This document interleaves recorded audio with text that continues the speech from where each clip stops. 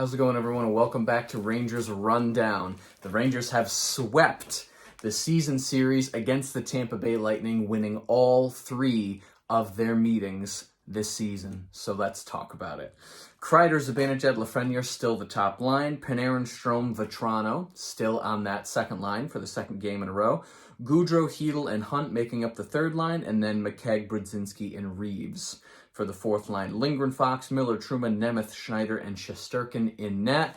I assumed this is what would happen. Gallant pretty much already said that Georgiev would get the start in Carolina tomorrow night.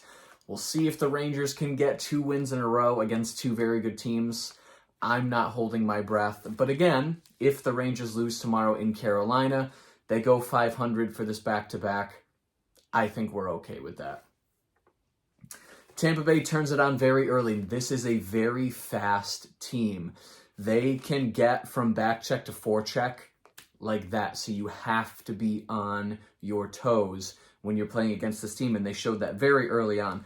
4.5 minutes in, Hunt takes it to the front of the net. And then shortly after, Hunt feeds Gaudreau, who was right in front of the net.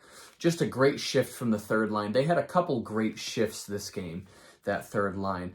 The lines come together with about just under 6 minutes into the game, and then at 5:50, Hedman takes a delay of game penalty, throws it over the glass. Solid pressure on that power play. Vetrano on the second power play again. Shesterkin save on point with about 9 minutes in.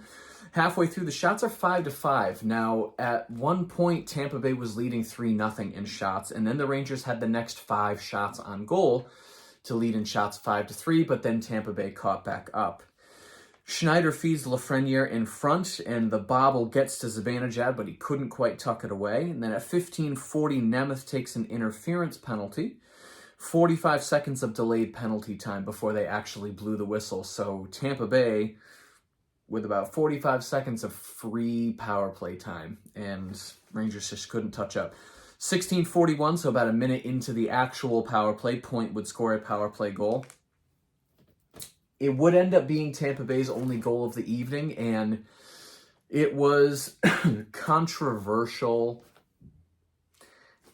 You look at the replay, and you could make the argument that the puck was covered or the referee lost sight of it. The ref was at a decent angle. Maybe he did still see the puck way deep underneath Shesterkin's pads. I'm still skeptical that the ref saw the puck not covered. Play isn't blown dead. Point shoves his stick in between the pads, ends up pushing it over. Fine. The Rangers win, so we really don't care. But, I don't know. Should the ref have maybe blown the whistle? Maybe.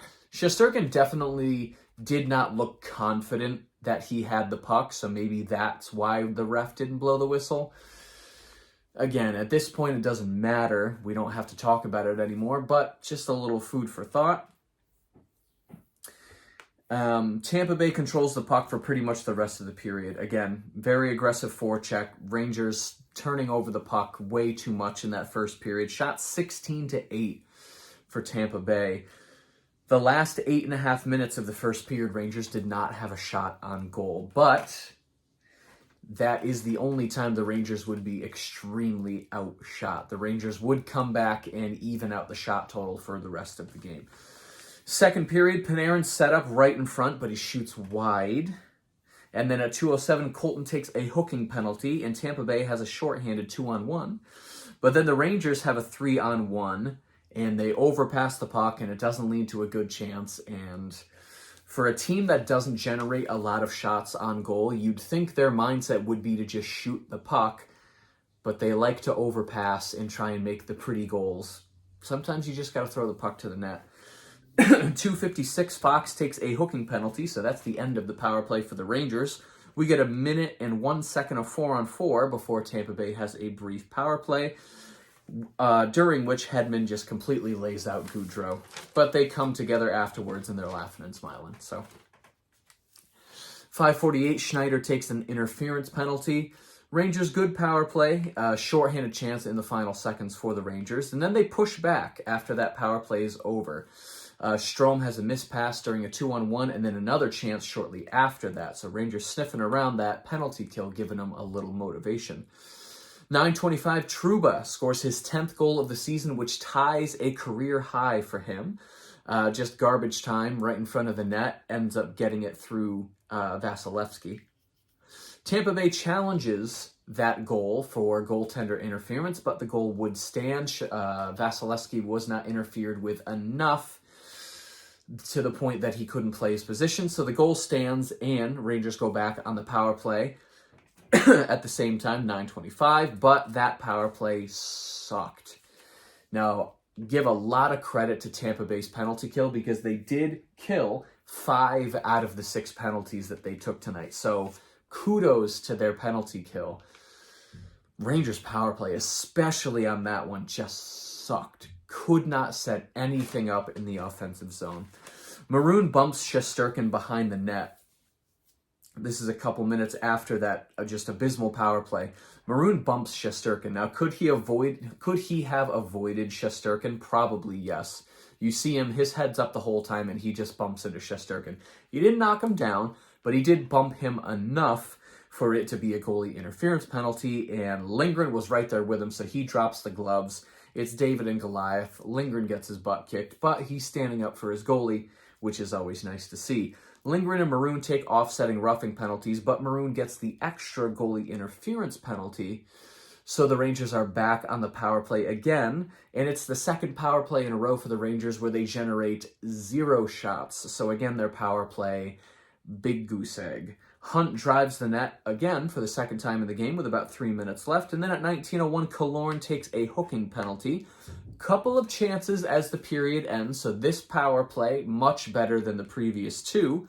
We get to the end of the second, shots 13-5 in favor of the Rangers. So Rangers get outshot in the first. Tampa Bay gets outshot in the second. The Rangers start the third period with just over a minute of power play time, but they would not score, so that's 0 for 5 at that point in the game on the power play for the Rangers. The first line has a great shift about 2.5 minutes in, and then at 4:02, Reeves and Maroon have a fight, I guess you could call it that. Punches were thrown, but it was a lot of figure skating for a little bit, and then just holding on to the jersey and doing this. Maybe that was in response to Maroon hitting Shesterkin. Reeves and, what's his face? He came over from the Stars. He was on the Ducks first. His name is escaping me right now. Perry. There we go. Perry and Reeves were jawing at each other from opposite benches. Maybe that had something to do with it. I don't know. After that, the hits were getting more frequent and they were getting harder. These teams not really enjoying each other at all. So the hits, just hitting whenever you can, and just you want to sting the guy. You want to bruise the guy. At least that's what it looked like. 7 minutes in, Shesterkin has a save in front of the crease on a backhand. It was looking very dangerous. Shesterkin above the crease, out of his net, able to make the save. Another great save during a crease scramble shortly after that. 8 minutes left in the game. Rangers get a puck bouncing in the crease on Vasilevsky. He's able to sweep it out. Tampa Bay pushes with about 6 minutes left, and then what would be the eventual downfall for Tampa Bay at 17:45, Chernak takes a high sticking penalty. Rangers take a timeout before the power play even starts to rest their top guys. They put them out on the ice, and with 1 second left on the power play, 16 seconds left in the game, Zibanejad's slap shot gets through Vasilevsky into the net, and the Rangers win in regulation for the first time in Tampa Bay since 2015. It's been just over 6 years since the Rangers have won in regulation in Tampa Bay, so good for them. They also sweep the season series against the Tampa Bay 3-0. So if these two teams do meet in the playoffs, maybe conference final, I mean, season stats would tell you that the Rangers should win that series, but we can't even say that because playoffs are an entirely different beast. Shots 27-29 in favor of Tampa Bay. Faceoffs 44%, so still sucking in the faceoff dot. Power play 1 for 6. Not exactly a great percentage on the power play for this game, but they did score the goal that mattered, so we're happy. Hits 30-36 in favor of Tampa Bay, blocks 8-10 also in Tampa Bay. This game was on ABC tonight, so no trivia question.